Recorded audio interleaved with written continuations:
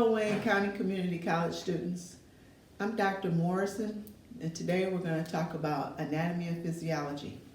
This is a lecture for anatomy and physiology, Bio 250. We're going to start off talking about blood. So, the textbook we're using is Patton, P-A-T-T-O-N, and you'll just turn to the section on that has discussing blood and the cardiovascular system. So let's get to it. So the first thing I have up here are we're going to look at the distribution of how blood is distributed within the body. First of all, the fluids in the body are bodily fluids and tissues, which make up the majority of the fluids in the body. But then we have blood. Blood makes up only about 8%. Now, I'm not going to be really concerned about the percentages, but I'm going to mention them just so that you can see the volume that we're discussing. All right. The next thing will be looking at the formed elements. So I'm not going to talk too much more about the bodily fluids and tissues, but I'm going to concern myself with the blood. This little section here, which makes up about 8%. If that's 8%, then this must be about 92%, okay? But we aren't going to really concern ourselves with percent. I'm just putting it there so that you can have an idea of the proportions. So let's talk about blood. Blood is made up of two things, formed elements,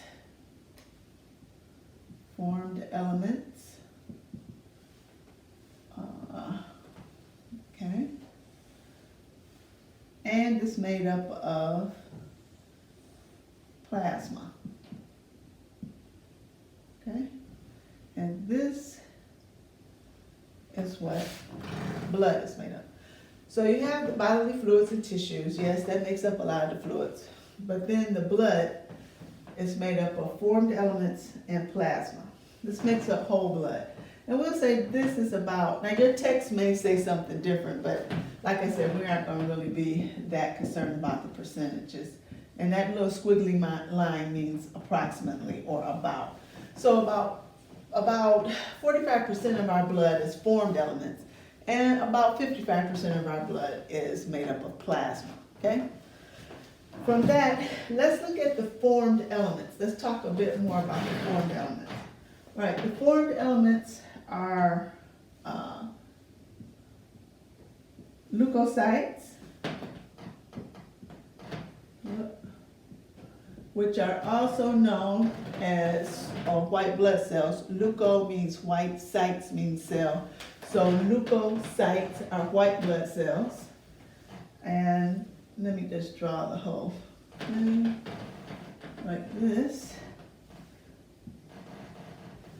And then we have the majority of the blood cells, which are erythrocytes, and we know those to be known as red blood cells.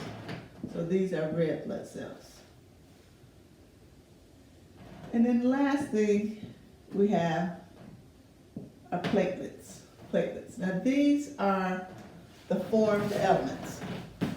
Leukocytes, also known as white blood cells, erythrocytes, known as red blood cells, and platelets, known as thrombocytes, right? How many red blood cells do we have? Well, you see it's a huge portion here compared to the white blood cells and the platelets. So we'll say it's about 4 to 6 million red blood cells that we have in our body. About 4 to 6 million red blood cells. Let's look here at plasma. What is plasma made of? Well, plasma is really water and protein. When I think about plasma, I really know that the majority of it is water with a little bit of protein thrown in.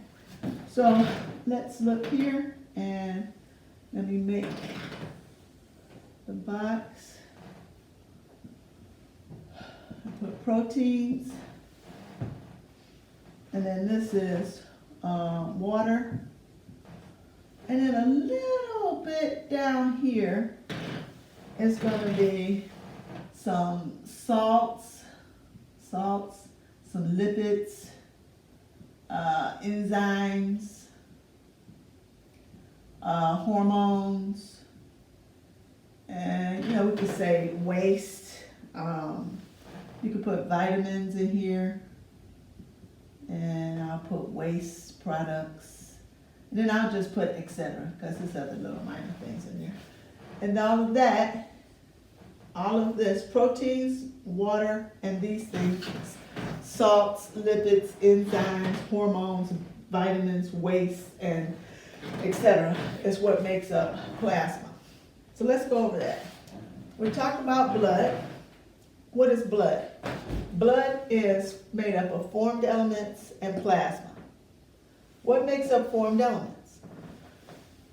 White blood cells, which are known as leukocytes, red blood cells, which are known as erythrocytes, and platelets, which are known as thrombocytes.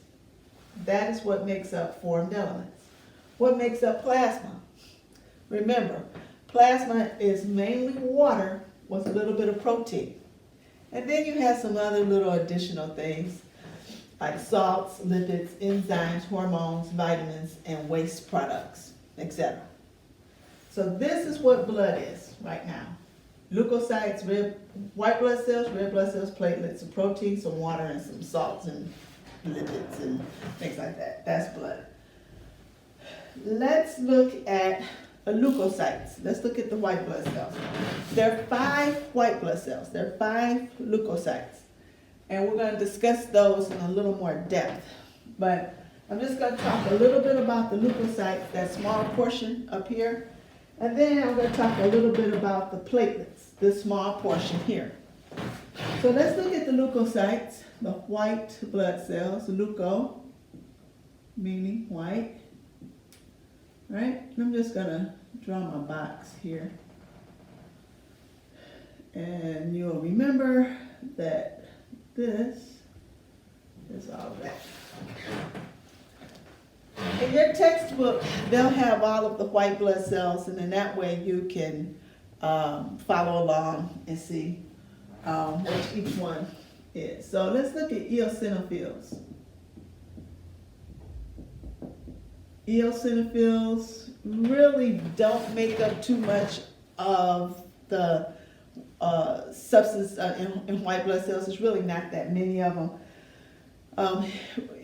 It's about 1 to 6%. Your book may say something a little different, but just so you'll know, it's a very small percentage of eosinophils circulating in our blood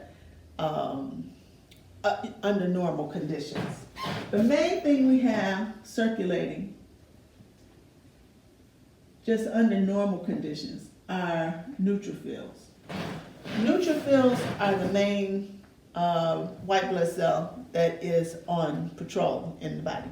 All of them are, but all of the white blood cells are, but neutrophils make up about 40 to 70% of the white blood cell population. Then we have basophils, another very small percentage. Let me see, I probably made this a little too big. Then we have lymphocytes and monocytes, okay? Not too much, not too much of basophils, lymphocytes, and monocytes. Although lymphocytes do have a larger portion. I kind of made that look a little bit like it's all the same, but it's really not. So just for clarity, and I don't want you to remember these percentages per se, but what I want you to remember is in general, you don't have a lot of eosinophils, about 1 to 6%. But I need you to remember that the majority of the time, your blood, you have a lot of neutrophils, and that is about 40 to 70%. And I just need you to remember that it's a lot, not the specific number, Basophils here again, not so many. Less than 1%.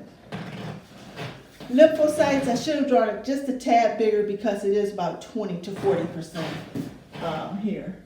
20 to 40%.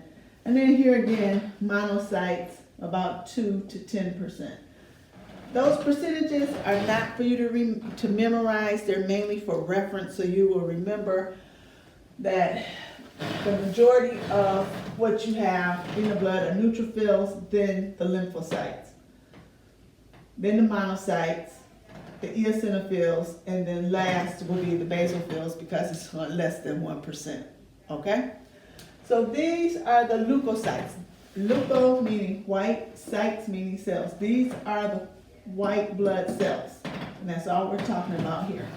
And we're going to go in more depth to discuss these 5 white blood cells in a little bit. Let's go on here and talk about the proteins. Okay. Proteins here. Let me just draw this out. Proteins. Up. All right.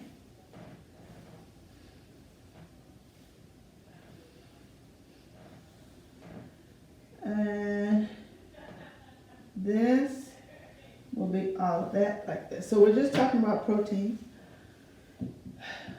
Albumin is the number 1 protein that we're concerned about in the body. It's the number 1 manufactured in the liver.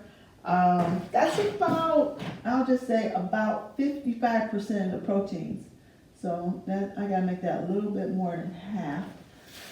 So the majority of the proteins circulating in the body is albumin. The next one are globulins. Globulins. Okay.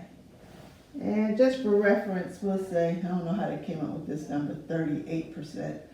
All right. And then the last one is fibrinogen. Fibrinogen. And that's about 7%. All right? So here are the proteins. Of course, you know, this is coming from what plasma is, proteins in water. So here are the proteins broken up into albumin. Albumin is really the type of protein that is available to make sure that your fluids stay balanced. In other words, makes you sure that your extracellular and intracellular fluids stay balanced so that you don't get abnormal swelling by having too much fluid in your extracellular system or too little fluid in your intracellular system. So when I think of albumin, I think of it as a way to keep a fluid balance in the body. And that's, of course, very important. Globulins actually help with infection. They help with your immune system, right? So when you have globulins, they're going to be that kind of protein that's in the body to help with the immune system. Fibrinogen is a protein that's in the body, and it will help with clotting. So fibrinogen is going to work hand in hand with platelets to make a clot. And, you know, that could be a good thing because you don't want, if you have a cut or an injury, you don't want it to bleed out. You don't want to, lose all your fluids, all your blood because you couldn't form a clot. So fibrinogen is going to be a very key protein to make sure that you can perform a clot, and it's going to work with platelets or thrombocytes. We know that means thrombocytes to make a clot, right? And then you don't get bleeding. So let's go over the whole thing, and then we will come back and talk about just the leukocytes. So for blood, you have your bodily fluids and tissues. That makes up the majority of the fluid in the body. Blood is a part of this too, a little part of it, but it is 8%. Blood is made up of formed elements and plasma, right? Blood is made up of formed elements and plasma. Formed elements are made up of leukocytes, that's white blood cells, erythrocytes, which are red blood cells, platelets, which are thrombocytes. Let's try to write that word up here. Thrombocytes, okay? That's what formed elements are. Plasma is made up of proteins, water, majority of it is water, and then you have a little slight things that help keep your fluid balanced, salts, lipids, and they also help maintain cellular structure and nutrition, lipids, enzymes, hormones, vitamins, waste, etc. So that's what's in plasma. Then we broke out the top two tiers from the formed elements and the plasma. In the formed elements, we broke out only the white blood cells, the leukocytes. And we discussed them here. You have the eosinophils, the neutrophils, the basophils, the lymphocytes, and the monocytes. Here for the protein, the majority of the protein is the albumin. Then you have the globulin and the fibrinogen, right? So that is what blood is made of, and we just broke out a few key things so that you would understand it even better. Let us take a look at these leukocytes to make sure we understand how each of the white blood cells fights for us and improves our immunity and is really a part of our immune system. So let's look at each of those, and I probably, I'm going to leave all this up here. I was going to erase it, but after I finish, I want to take a picture of it so you can see it. So let us look at, I'll just do the first one, eosinophils. I usually erase this and then come back to it, but let's just do it this way. So this is how we're going to see it under a microscope. Eosinophil. And an eosinophil, the nucleus, if I could just draw it, the nucleus looks like kind of like a little drippy dumbbell to me. So it's like this, and it's like that, and it kind of in the middle. So you can see the nucleus looks like this. And another thing about eosinophils are they have a lot of granules. And these granules have a purpose, and it goes all over the nucleus too. And a lot of it, of course, is in the cytoplasm. All right. So we said that normally you see a 1 to 6% eosinophils in the blood. But say this person comes in and you have to evaluate this person, and they're telling you that, they don't know what's happening, but they don't feel well, they have a headache, they've been just sleeping a lot, have lethargy, they feel tired, etc. And you take the temperature, you see that they do have a fever, and so they're febrile, and you're trying to just figure out what is going on with the person. So you ask them, have you done anything, have you traveled anywhere? They're like, no, I didn't really travel anywhere. And you said, well, have you done anything differently within the past week, 10 days, 2 weeks? Have you done anything differently lately that you know? Oh, yeah, I did. I went camping. And the water was just so beautiful that I just dove into it and, went swimming. I'm like, oh, okay. All right.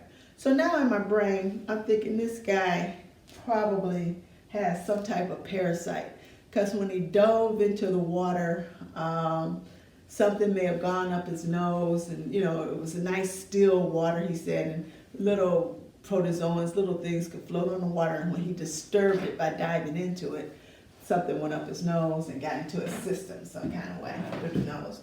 So so I take his blood, and it comes back that he doesn't have like 1 to 6% eosinophils. He has, maybe let's just double it. He has 12% And you can tell that that is a significant increase from the normal 1 to 6%, right? So we do some more tests. Now I'm pretty sure that this guy has some type of parasite, some type of infection. Why? Because when you have more eosinophils in the blood, that is indicative of a parasitic infection.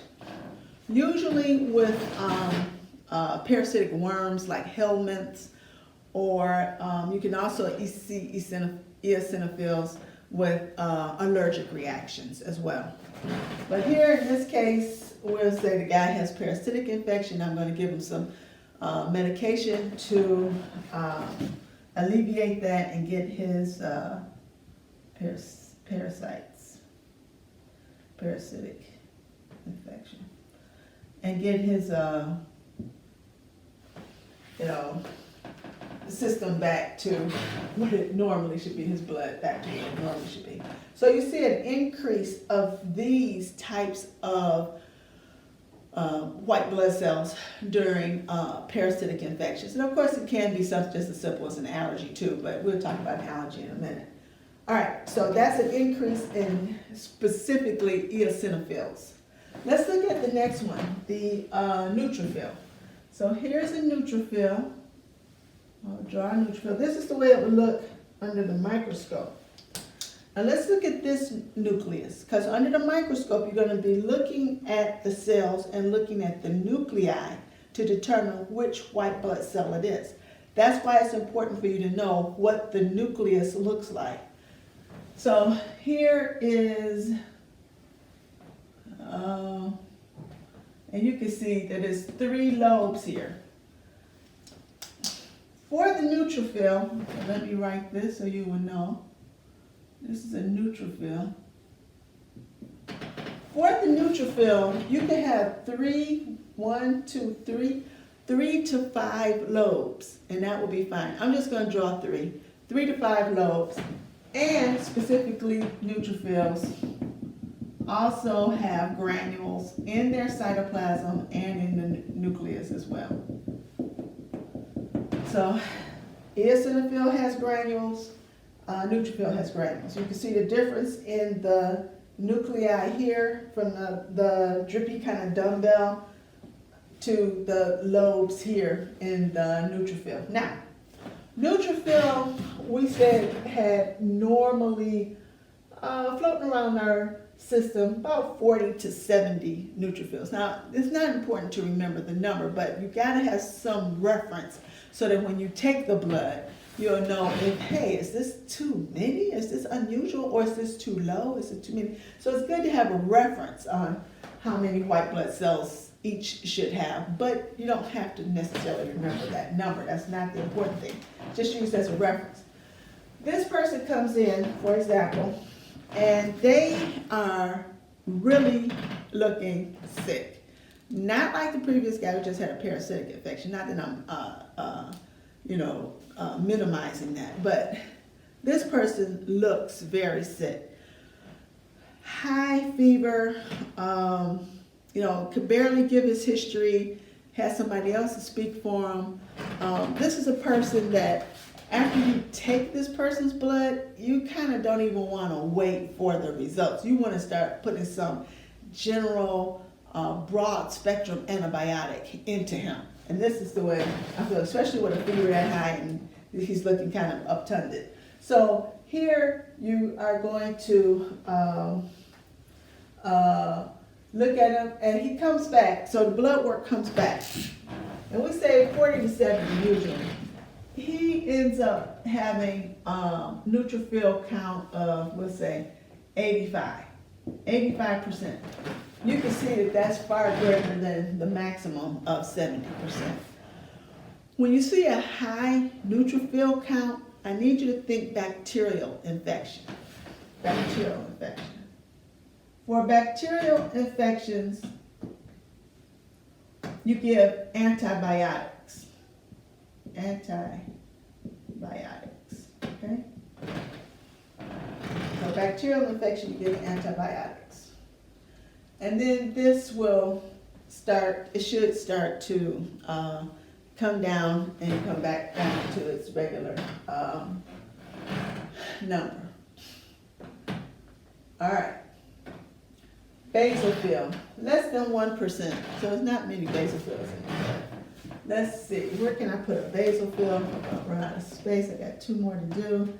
So I'm gonna try to put this basophil right here. Its nucleus is really kind of like a little weird looking crooked. Oh, let me draw it. Sorry about that. Let me draw the nucleus in red so you can remember that that's the nucleus. It's kind of like this. And usually it's so covered by granules that you don't really see it. Heavily granulated in the basophil. Basophil, right? All right. All right. It should be heavily granulated. No, you get the point. Less than 1% though.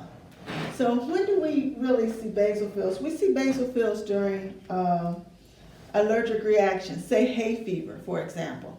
Pollen is in the air, or pet dander is in the home from a cat or a dog or something, a bird. And now you have this dander floating around and you're sneezing, your eyes are really runny, your nose is runny, you're kind of red and puffy.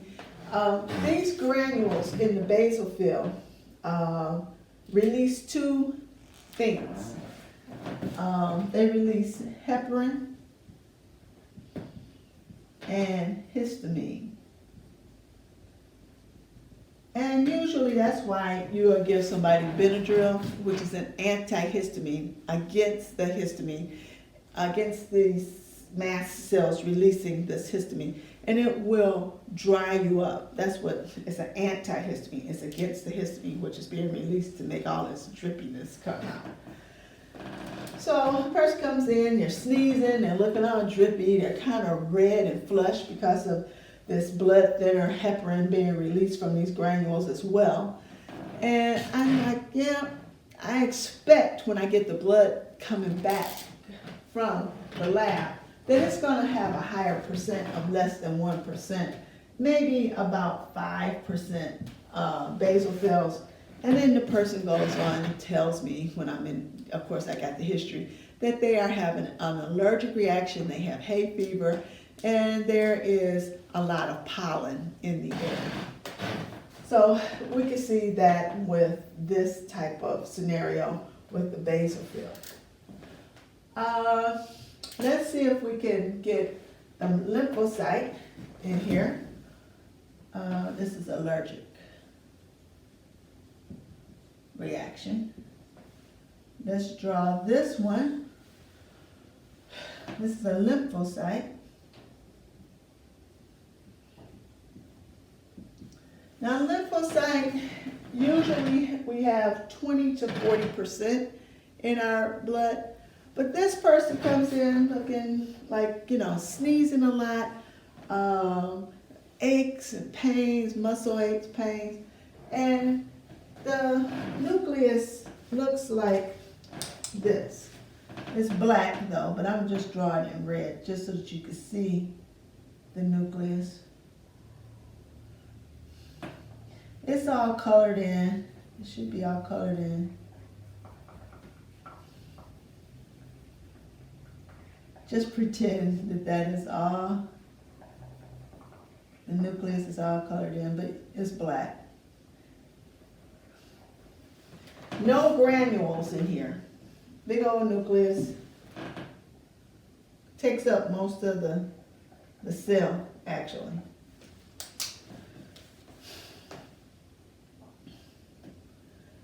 And when this person comes in, they're sneezing, got a runny nose, not feeling too great, telling me that they have body aches, etc. Take the blood, send it down to the lab. It comes back, so usually we have 20 to 40%. It's going to come back at 55%. So that's an increase. So I look at this and I also using the history of what the patient has told me. And I know that this is a viral infection. When you see an increase in lymphocytes, that indicates a viral infection. So this person has the flu.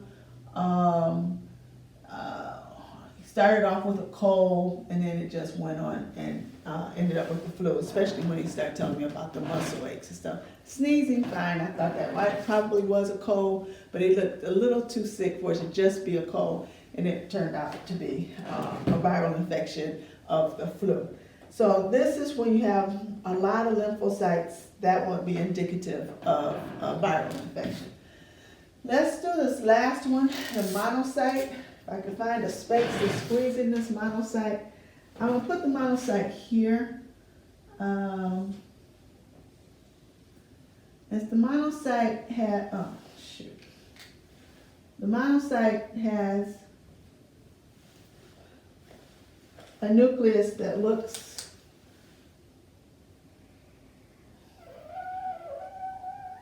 like a kidney.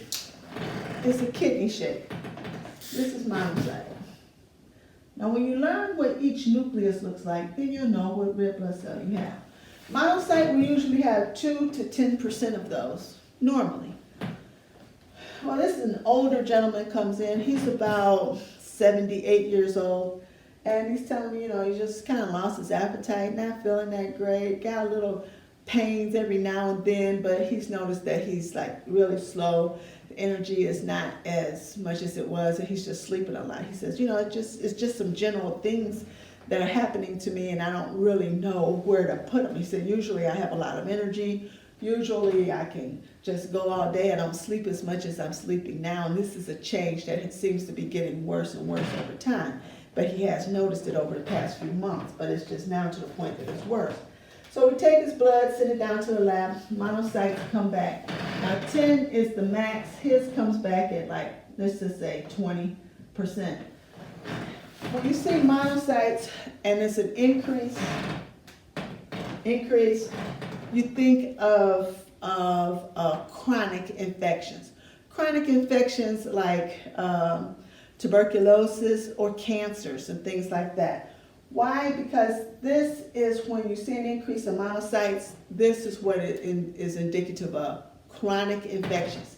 Now monocytes can differentiate themselves into macrophages.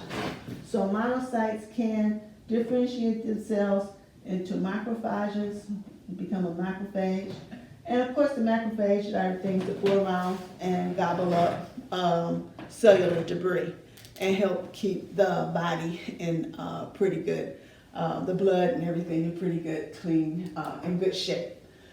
So these are so I wanted to tell you that, I want you to notice that the lymphocyte and the monocyte do not have granules. They do not have granules. So these two, let me see if I can write that. The lymphocyte and the monocyte are known as being agranular. I don't know, I hope you can see that. Or agranulocytes, those that are without granules. The eosinophil, the neutrophil, and the basophil, you can see the granules here, so they are called granulocytes.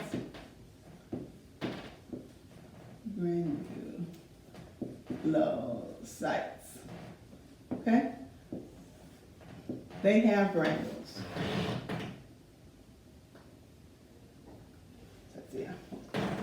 So that's a granulocyte, this is a granulocyte, and that is a granulocyte.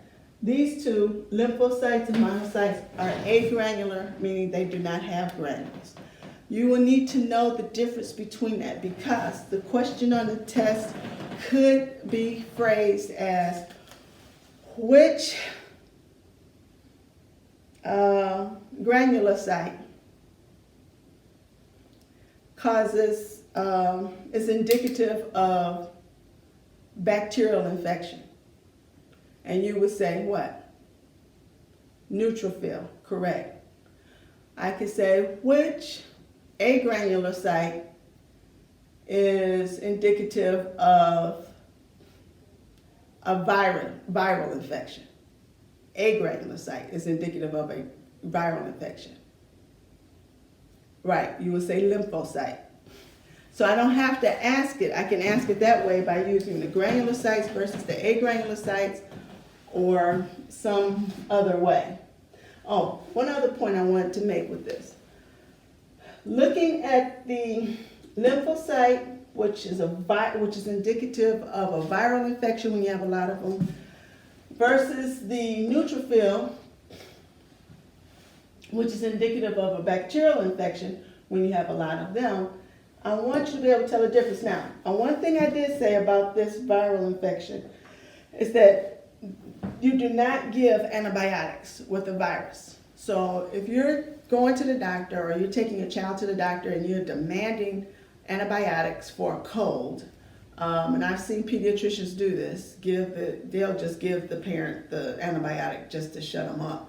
But that's not doing any service to your child, because later on when that child actually needs that antibiotic for something to fight like a bacterial infection, they may have built up a resistance. So use antibiotics sparingly, and especially as the child is young, don't just give the child antibiotics, because it could set that child up for bacterial resistance to antibiotics. Antibiotics do not fight viruses. Antibiotics are specific to bacteria. So please remember that. Now, what you can get for a virus is an antiviral, but that is not a bacteria. That is not an antibiotic. So no antibiotics for viruses, only antivirals, which will really help reduce the shedding of the virus. Use antibiotics for bacterial infections because they know how the antibiotic will attack specific things in the cell wall of the bacteria to stop the bacteria from being so virulent. All right. Now let me give you two cases in point. So both of these cases have to do with a meningitis. The patient comes in and he looks really sick. All the vitals are done, the heart rate is up, the temperature is high, 103, nearly 104. The patient has nuchorigidity, meaning the neck is real stiff. He has photophobia, he doesn't want the light, he just wants to be really quiet in a dark room. And he's very sick looking. So with that, we do a spinal tap, go and take the fluid out of the spine. And while that lab is running, of course we get the blood, we just go in and hook him up to an antibiotic, just because he looks that sick. And we're suspicious, just based on what I told you, the photophobia, the nuchorigidity, the high temp, it points to meningitis. So it comes back that the patient does indeed have a bacterial meningitis. Neutrophils are like skyrocketing in his blood and in his cerebral spinal fluid.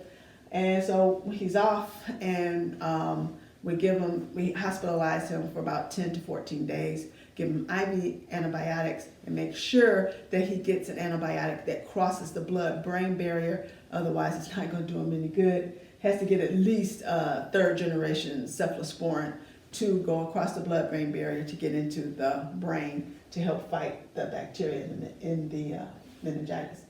Now, another patient comes in, he's sick, he has a high temperature, say 103. He too has nuchorigidity, the neck is real stiff, could barely move it.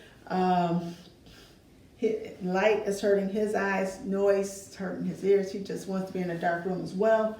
Same kind of scenario, but we take his blood, we take his spinal fluid, send it to the lab, and it comes back with a lot of lymphocytes. He does have a meningitis, but it's a viral meningitis, which we call aseptic meningitis, meaning it's no bacteria in it. Unfortunately, this patient is not going to be hospitalized usually, and he's going to be sent home with the hope that he has somebody at home to take care of him, just so that he can ride it out. Now, we may give him some antiviral medication, but usually they're going to have to just kind of wing that, right? A child, maybe on the other hand, will be different, especially if the family home is stressed. The mother has other children she has to take care of. She's not going to be able to attend to this child the way the child needs to be tended to. The brothers and sisters are going to be keeping up too much noise, turning lights on and off. It's just going to be miserable for the child. You can make a call at that point that that child should be hospitalized for at least a couple of days to get this virus and the shedding of the virus slowed down and try to leave the body. And you can give the patient antiviral medication to help prevent that shedding. But here are two cases, both meningitis. One where the patient is definitely, with the bacterial meningitis, is definitely going to be hospitalized and getting IV antibiotics. Where the viral meningitis, I'll just say it's an adult, will more than likely be sent home with supportive care and maybe given an antiviral to stop the shedding. So that's the importance of knowing what the blood count looks like. So sometimes, the physician will say, give me a CBC with diff. What that is it's a complete blood count, and this is the complete blood count, right? White blood cells, red blood cells, and platelets. That is the complete blood count with a differential, meaning I want to know how many eosinophils, the difference. How many eosinophils, how many neutrophils, how many basophils, how many lymphocytes, and how many monocytes, how many erythrocytes, and how many platelets are in that blood. You could just ask for a CBC and you'll get just this.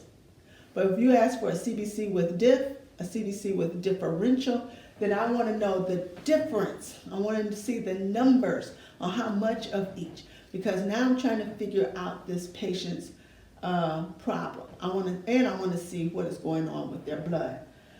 Red blood cells, so let me just stop. This is what the leukocytes are all about. These are things that patrol your body, your immune system, etc. Each of these five has a specific job to do. And it's going to be your responsibility to be able to identify the nuclei in each of them and know the specific jobs that each of them has, right? Have a general idea about how many you should have in your blood. You don't have to remember exactly, because it changes with every text. Every author has a different way of interpreting results or putting different results in the book. So that's why I'm not so stuck on you knowing a specific number, but I am stuck on you knowing how much you should have in there. You can tell if something just looks crazy. You see, too few red blood cells, you're like, oh, the person is anemic. And you can look at the cells, usually it's kind of pale looking, right? And it's not as many red blood cells. Red blood cells are important because they are essential in carrying gases, oxygen and carbon dioxide, into the tissues and out of the tissues. That's their job. That's what the red blood cells does. Platelets we already talked about, also known as thrombocytes. Their job is to cause clotting. So that is probably the first part of this. I want you to know all of the formed elements. So it's going to be 7 formed elements. How do you know that? Because you have 5 white blood cells. 1, 2, 3, 4, 5. Then you have the red blood cells, 6, and then the platelets, 7. So it's 7 formed elements, and I need you to know at least a paragraph worth of each of those, the 7 formed elements. All right, with that said, we're going to continue on with discussing blood in another video, or, well, we're going to continue on discussing the blood in a minute.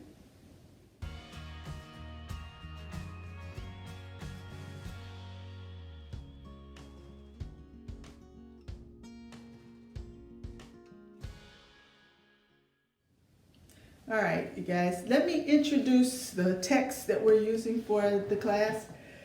It's Anatomy and Physiology. It's the 10th edition, and it is by Patton, and the publisher is Elsevier. So this is the way the text looks, and The chapter we're in right now looks like blood, chapter 27. This is the way the lab manual looks. You can see these little skeleton guys on it, so it looks just like the text. And it is Anatomy and Physiology, also 10th edition by Patton. So I wanted to make sure that before I forgot that I introduced at least your textbooks and your lab manual. You'll need both of these for the Bio 240 and 250 class. So if you had 240 and you're taking the second part now, 250 with me, you already have these, the text and lab manual, so you're familiar with this already. All right, so let me just go on and get started with hemoglobin. That's how we're gonna talk about that for the remainder of this lecture, first day lecture. Hemoglobin, you can see it on page 611. And I'm just gonna draw my rendition of hemoglobin. So it's gonna be like these globulins, these little globulin thingies like this. And I'm just gonna put it in a encasement so it'll look like a cell, like it's together. And the thing is, I want you to know is that when we talk about hemoglobin, the number that you need to know is 4. 4. How many globins do we have here? 1, 2, 3, 4. One molecule of hemoglobin has 4 globins in it. So this is one hemoglobin, and I'll abbreviate it HB. I'll say molecule. So one hemoglobin molecule or one molecule of hemoglobin. It has 4 globins in it. What is this discs? What are these discs here on each of the globules? These are hemes. Let me try. I have to hold this board. H-E-M-E, H-E-M-E. So these are all hemes. And I'm pointing this out so that you can see hemes, the 4 hemes, and the 4 globulins. So we get hemoglobin, right? So how many globins are in one molecule of hemoglobin? 1, 2, 3, 4. How many hemes in one molecule of hemoglobin? 1, 2, 3, 4. Okay, so just have 4 as the magic number, okay? So on these hemes, something very important is attached to each heme. So we're going to attach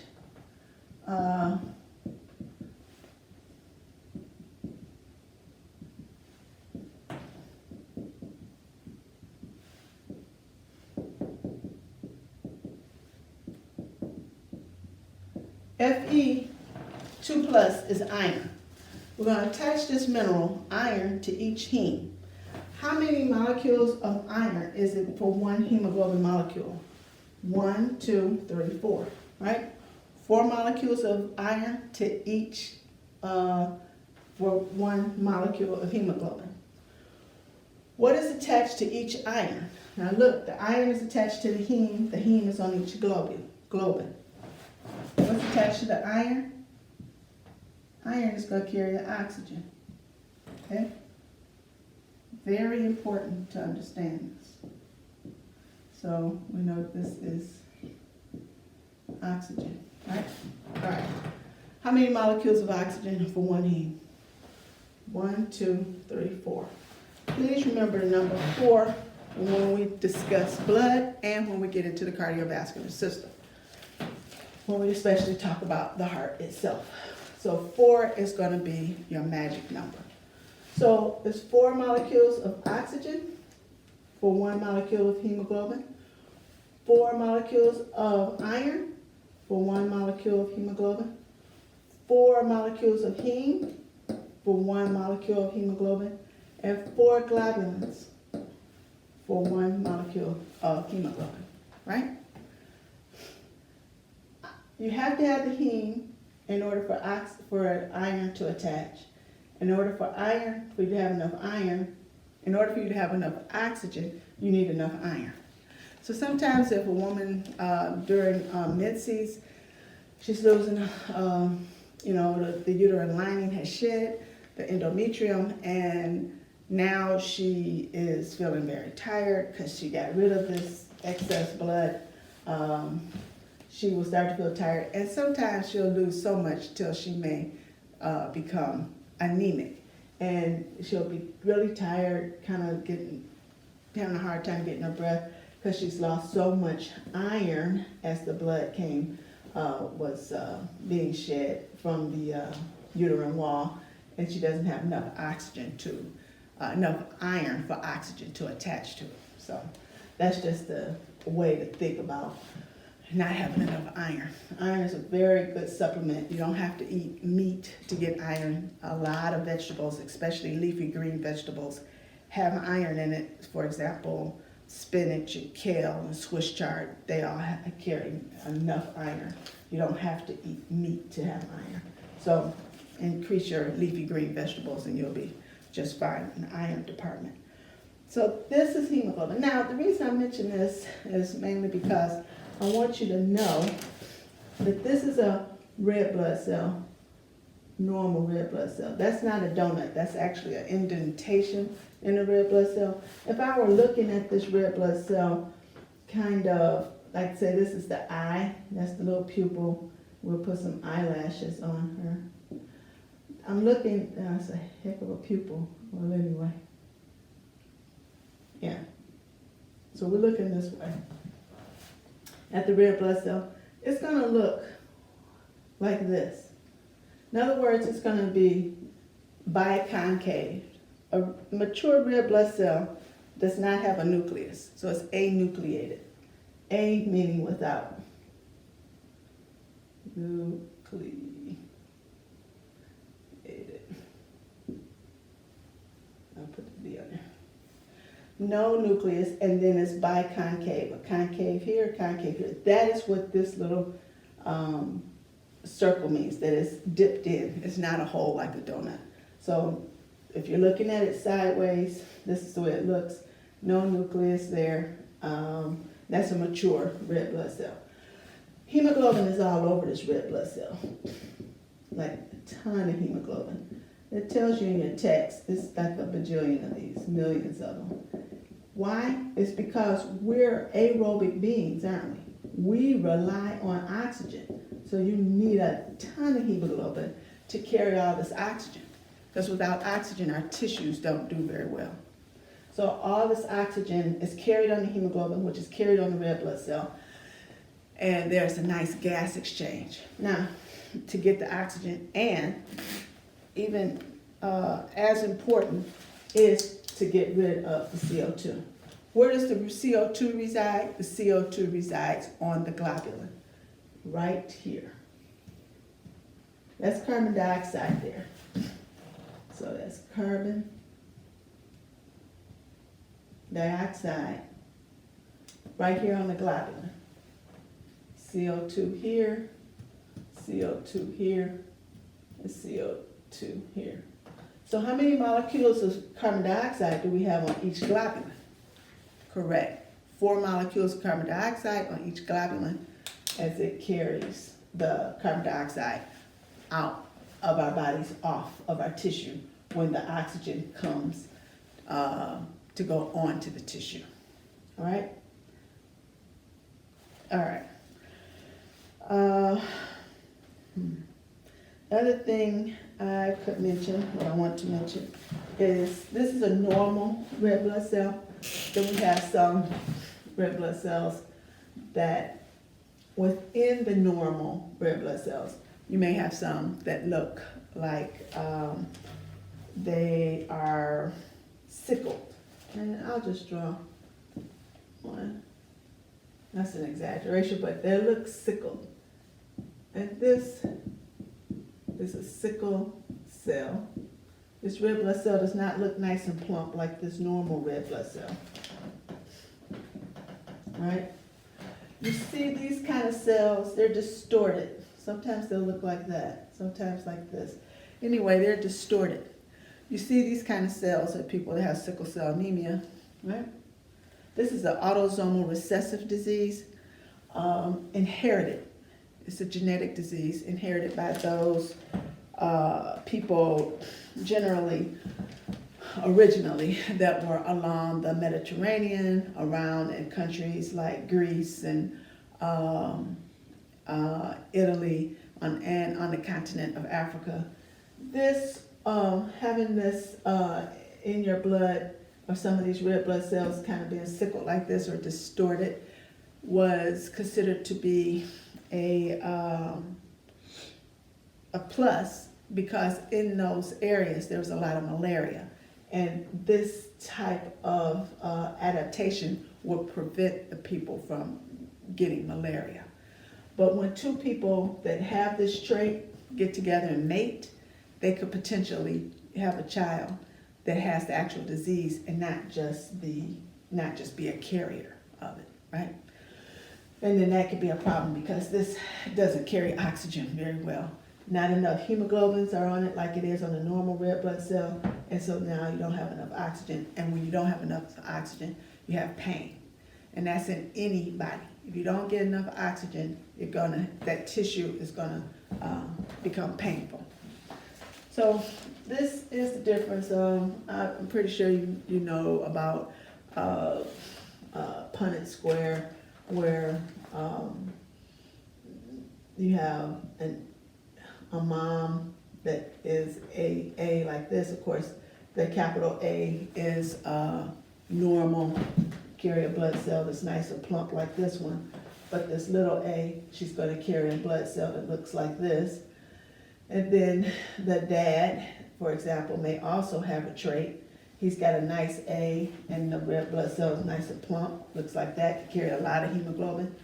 But he also has the smaller A, this recessive gene, that is going to carry this. So they have the trait. Neither one of them with the trait is going to portray the disease, right? So this is mom, and this is dad. And in the Punnett square, wasn't really going to do this, but I will. So let's put dad up here, and let's put mom here, okay? And then we're just going to cross A. You can see those two A's are normal. So this child will have all that child's red blood cells will look nice and plump and normal. Little a, mom and dad crossing. This child is going to look just like mom and dad. This child will have trait. Now let's go down here, A and A here. This child too will have trait. Now let's do this dad with this mom. This child got two small A's. It's going to have sickle cell. So this child will have disease. These two children will have the sickle cell trait. And this child will be normal, right? So we can see that there's a 1/4 chance with each pregnancy of this union that they will have a child that can have the sickle cell disease. They have half a chance with the child having a trait, and then they have 1/4 chance for the child to be normal. And this happens with each pregnancy. This is the way each child, every time the woman gets pregnant with this union, this is the way it could go. The child could be like this, or this. Get pregnant again. The child could look like this, or this. Get pregnant again. The child could look like this, or this. So every time, that's the way it would look. But like I said, this was preventative kind of genetics, prevent the person from getting malaria. And that's still a big disease in some countries. But the trait, having the trait does prevent a person from getting malaria. Try to see if there's anything else in this chapter. I mean, at this time, of course, there's more stuff in this chapter I want to talk about, but I think we'll go more into this chapter I'm gonna just see what else. Yeah, I think we'll go into more of this chapter in the next video. We're gonna stop this one with hemoglobin at this time, and then we'll pick up on some more blood things. We'll talk about RH factor and blood typing in the next video.